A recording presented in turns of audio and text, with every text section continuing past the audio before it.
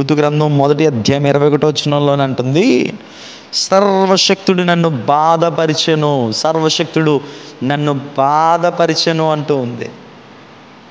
సర్వమెరిగినటువంటి దేవుడు, సమస్తమును చేయగలిగిన సర్వశక్తి కలిగిన దేవుడు బాధపరుస్తాడా? బాధపరుస్తాడా? బాధ చూసి ఊరుకుంటాడా? దాటిపోతాడా? వెళ్ళిపోతాడా? అసలు దేవుని క్యారెక్టర్ ఏంటి? దేవుని ఆలోచన ఏంటి? దేవుని స్వాభావికత ఏంటి? దేవుని గుణలక్షణాలు ఏంటి? ఈమె మాట్లాడే పద్ధతి ఏంటి? నిందలేయడం నేర్చుకుంది, నిందారహితంగా బ్రతకడం నేర్చుకోవాలా? నిందలేస్తూ ఉంది. యెహోవా నాకు విరోధి అయిను, నింద. యెహోవా నాకు దుఃఖము కలగజేసెను, నింద. యెహోవా నన్ను రిక్తురాలిగా ఏమీ లేని దానిగా చేశాడు, అది కూడా నిందే. సర్వశక్తుడు నాకు వ్యతిరేకంగా సాక్ష్యం పలికాడు, యెహోవా నాకు వ్యతిరేకంగా సాక్ష్యం పలికాడు, అది కూడా నిందే. సర్వశక్తుడు నన్ను బాధించును అంటూ ఉంది 5వదిగా. 5 తప్పుడు సాక్ష్యాలు, 5 తప్పుడు నిందలేసింది దేవుడి మీద. ఆయన కనికరమును ప్రేమను చూపిస్తూ ఉంటే, బాధించకుండా కనికరాన్ని ప్రేమని చూపిస్తుంటే, ఇది న్యాయమా దేవుడి పైన నిందలేయడం? నయోమి నిందలేసిందని, కానీ నయోమికి రూతు ద్వారానే చివరిగా దేవుడు బుద్ధి చెప్పాడు. రూతు జీవితమే ఒక మెసేజ్లా నయోమికి దేవుడు అందించాడు. కరువు వచ్చిందని దేవుణ్ణి, సొంత గ్రామాన్ని, మంచి ప్రదేశాన్ని, ఆశీర్వాదపు స్థలాన్ని విడిచిపెట్టి వెళ్ళిపోయింది నయోమి. భర్త లేడని, కరువు వచ్చిందని, సంతోషం సుఖం లేదని రూతు వెళ్ళిపోలేదు. రూతు వెళ్ళిపోలేదు, నయోమిని అంటి పెట్టుకునే ఉంది. అప్పుడు అర్థమైంది నయోమికి, చేతులారా చేసుకున్న తప్పులకి దేవుడి మీద నింద మోపడం న్యాయమేనా సహోదరుడా? మన చేతులతో మనం తప్పు చేసుకుని దేవుని మీద నిందేస్తాం. చిన్న కష్టం రాగానే దేవుడిపైనే నింద. తప్పు. దేవుని వాక్యానుసారంగా ఈరోజు దైవజనుడిగా నేను మాట్లాడుతూ ఉన్నాను. దేవుని పైన నిందేసి అంత గొప్ప వాళ్ళం కాదు మనం. అలా చేయలేదు, ఎలా చేయలేదు, నన్ను చూడలేదు, నన్ను స్వస్థపరచలేదు, నాకు ఉద్యోగం ఇవ్వలేదు, నాకు తలాంతులు ఇవ్వలేదు, నాకు అది చేయలేదు, ఇది చేయలేదు. దేవుడు అన్నీ లెక్క చూస్తాడమ్మా, అన్నీ లెక్క చూస్తాడు.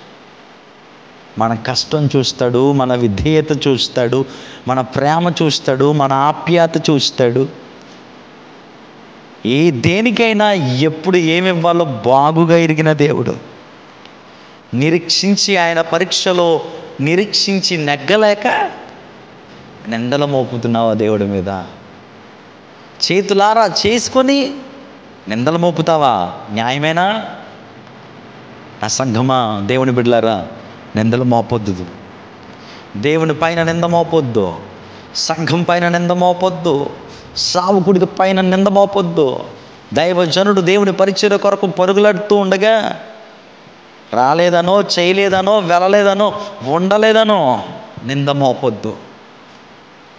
నింద మోపొద్దు దేవుని సంఘం మీద, నింద మోపొద్దు దైవజనుడి మీద, నింద మోపొద్దు దేవుని మీద. దేవుడే లేకపోతే బ్రతకగలమా? దేవుడే మనల్ని కాయకపోతే మనం బ్రతకగలమా? ఒక్క నిమిషం మనం ఊపిరి ఆగితే మనం జీవించగలమా? బ్రతికిచ్చిన దేవుణ్ణి భక్తి శ్రద్ధలతో ఆరాధించుకుంటా ఏం సాధిద్దామని నిందలు మోపి, ఆ నింద మోపడానికి మనం క్రూరులమైనా ఆయన క్రూరుడు కాదు. దేవుని సన్నిధిలో నిరీక్షించి వేచి చూస్తే ఎవరికి ఏది కావాలనో, ఎవరికి ఏది ఇవ్వాలో బాగుగా ఎరిగిన పరిశుద్ధుడు నా ప్రభువైన యేసుక్రీస్తు. ఈరోజు నమ్ము, దేవుని వైపు చూడు. ఏదైనా సమస్య వస్తే ఎక్కడ పడిపోయానో, ఎక్కడ ఆశీర్వాదపు ప్రాంతాన్ని విడిచిపెట్టి శపితమైన మోయాబులోకి వచ్చేసానో ఒక్కసారి ఆలోచించు. ఆశీర్వాదపు ప్రాంతాన్ని విడిచిపెట్టి శపితమైన దానిలోకి రావడం వల్లే కదా ఈ పాపం, ఈ శాపం నన్ను అంటుకుంది. అందుకే కదా మా జీవితాలు పాడైపోయాయి అని గమనించకుండా నింద మోపే స్థితి. చేతులారా చేసుకుని నింద మోపొద్దు. చేసిందంతా నువ్వా? నింద మోపేది దేవుడి పైన న్యాయం కాదు, సరికాదు. జ్ఞాపకం చేస్తూ ఉన్నాయి. ఈరోజు జీవము కలిగిన దేవుడు నీతో మాట్లాడుతూ ఉన్నాడు. ఏదైనా కష్టం వస్తే, బాధ వస్తే, ఇరుకొస్తే ఆయన పాదాలు పట్టుకో, ఆయన వైపు చూడు, ఖచ్చితంగా విమోచిస్తాడు. మన పరిస్థితులు మారుస్తాడు, మన స్థితిగతులు మారుస్తాడు. ప్రేమ, ఆత్మీయత, ఆప్యాయతలతో దేవుడు మనల్ని అందరినీ తీర్చిదిద్దుతాడు. ఏ స్థితి కావాలి? నింద మోపి నిష్ప్రయోజకుడు అయిపోతావా? నిందలు మోపి నిరాశ చెంది బ్రతుకుతావా? నిలువెత్తు నిదర్శనమైన ప్రభుని నమ్మి ఆయన సన్నిధికి వస్తావా? తేల్చుకో. ఈరోజు దేవుని కొరకు ఆయన పాదాల దగ్గరికి వస్తే మన శాపాన్ని ఆశీర్వాదంగా మారుస్తాడు. మన అవిధేయతను విధేయతగా మార్చి విధేయులకిచ్చే ఆశీర్వాదాలన్నీ మన ప్రభు అయిన యేసుక్రీస్తు ఇస్తాడు.